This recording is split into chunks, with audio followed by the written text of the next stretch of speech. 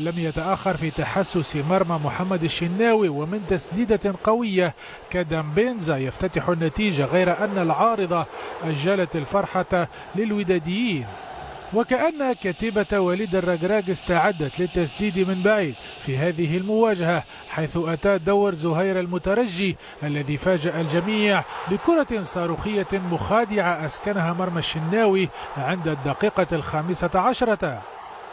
الرد المصري كان متوقعا، وحامل اللقب اقترب من ذلك عبر رأسية ياسر إبراهيم الذي ورغم موقعه المميز جانبت رأسيته المرمى.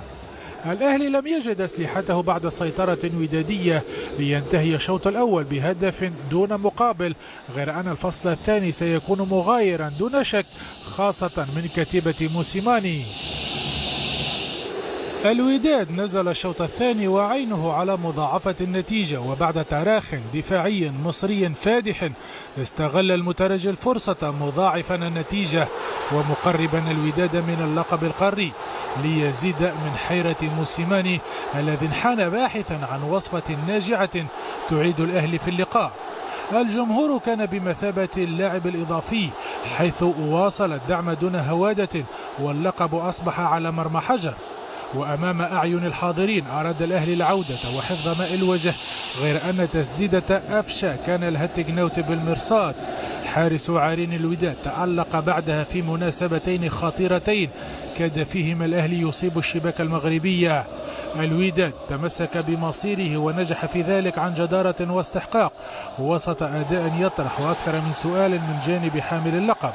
ووسط فرحة عارمة حقق الوداد اللقب القاري الأعرق للمرة الثالثة في تاريخه، ومتوجا موسما كانت فيه كتيبة الركراك في الموعد على كل الجبهات. واولا كنبغي نشكر الجماهير اللي كتساندنا ديما على طول السنه، الحمد لله، وكنبغيو نقول لهم شكرا بزاف، وان شاء الله حنايا وعدناهم بان نحقوا لهم اللقب، وحنا وعينا بالوعد ديالنا، وان شاء الله كنتمنى نحققوا الثلاثيه العام ان شاء الله.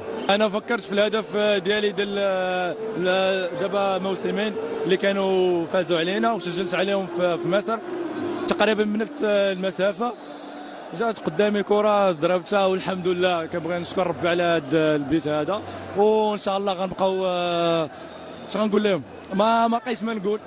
كنبغي نشكر الجماهير ومبروك علينا وديما وداد. الحمد لله، مبروك على جميع المغاربه ومبروك على جميع الوداديين.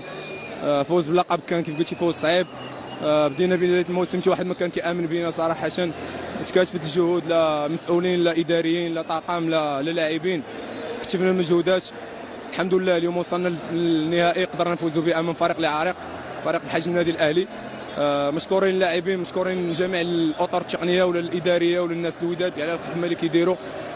مبروك علينا مره اخرى، كنهديو الفوز لجميع المغاربه، ونتمنى ان شاء الله تكون بدايه ديال الانطلاقه ديال الانتصارات ان شاء الله بالالقاب ان شاء الله.